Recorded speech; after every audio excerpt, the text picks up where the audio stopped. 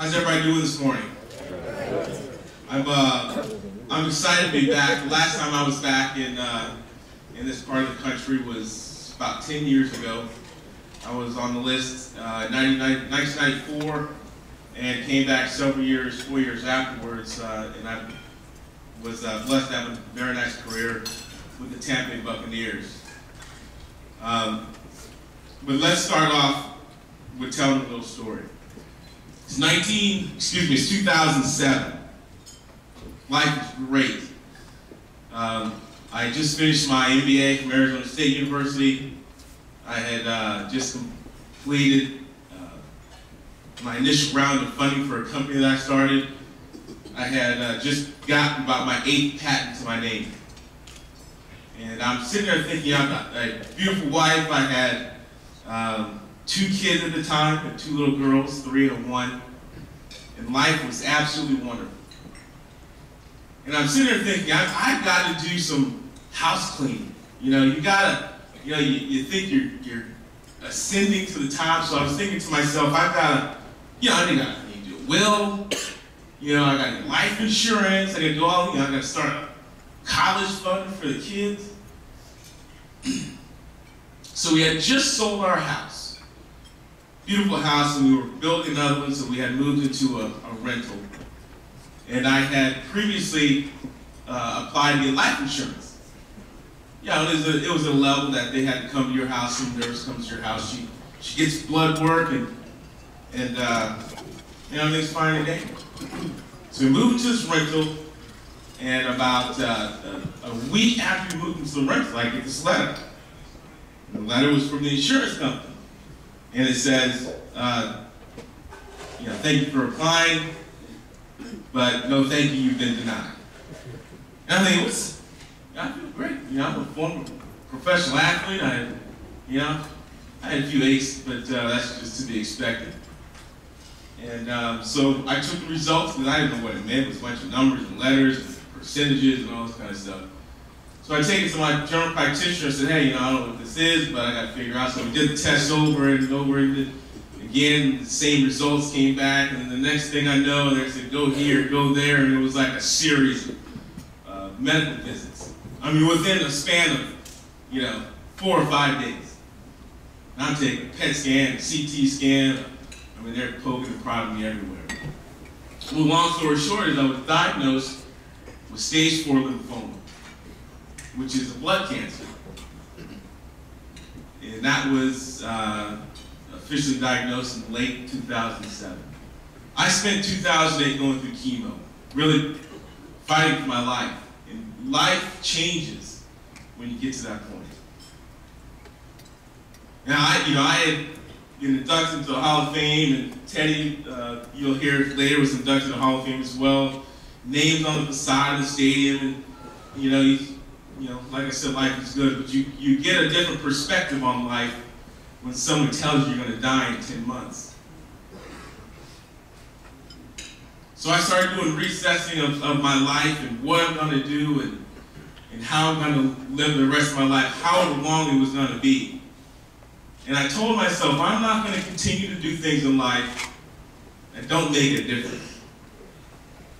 Not just for me, but for people that I touch, people that I interact with.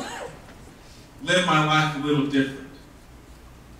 I think my whole life I've had an attitude where it's always been positive.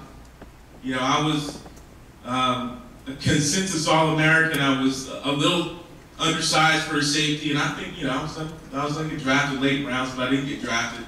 But I think, the attitude that I had at the time of just persevering and doing the best I could with every situation I was placed in ultimately got me into the league and allowed me to stay there for some time.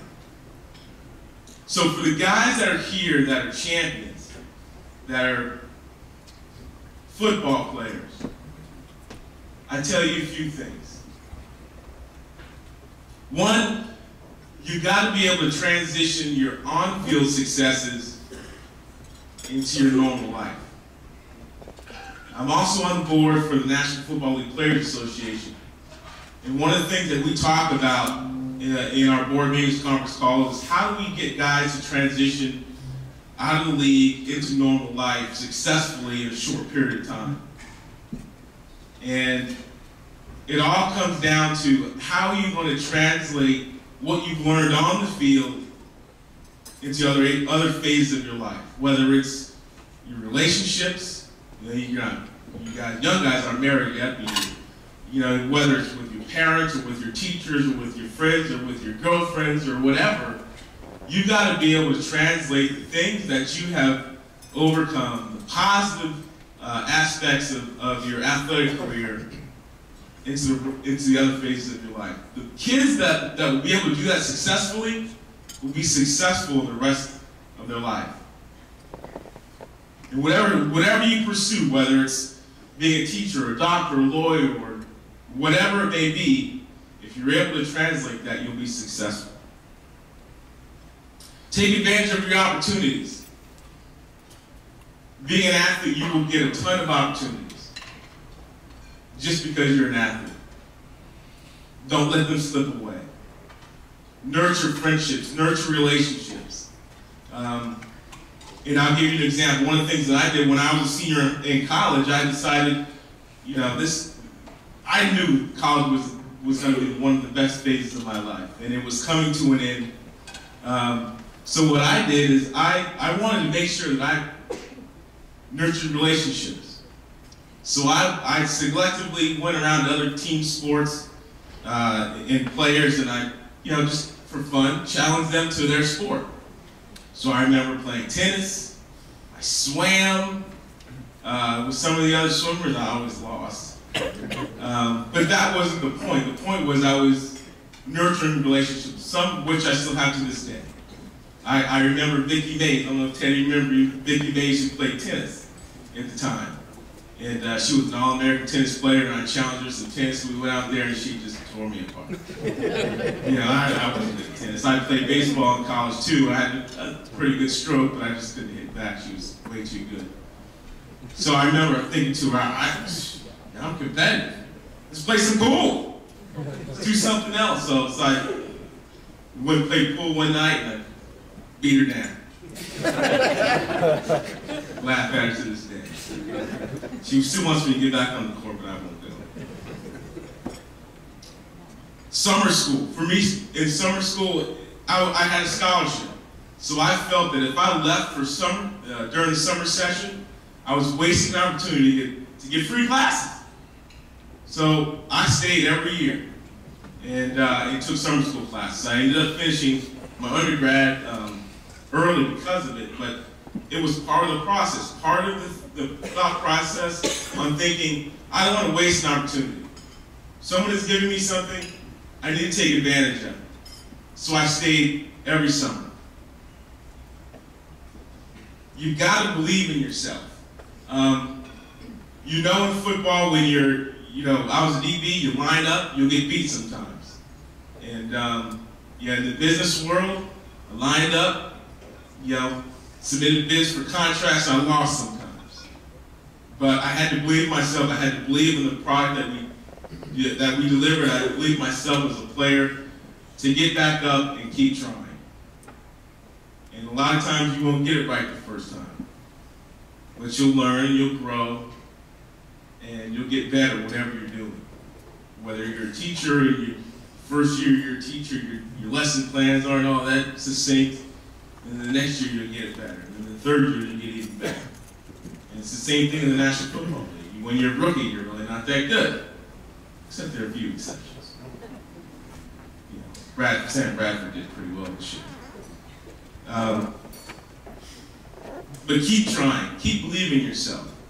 Positive self-reinforcement is a key to being successful in life. You gotta tell yourself, I'm good at it. I'll keep trying. I'll keep doing it. I can do this. The hardest thing to do in life is to be the first at something. If somebody else has done it, if they can do it, I can do it too. First person to travel to Mars is gonna have a tough time. But the first person, the second person to go to Mars is gonna have a little path to follow. So you've got to be able to say, you know what, this has been done before. somebody's made this team before. Somebody's been the starter before. Why not me? You know, when I was going through treatment, I kept telling myself, somebody survived this. Why not me? And you stay positive.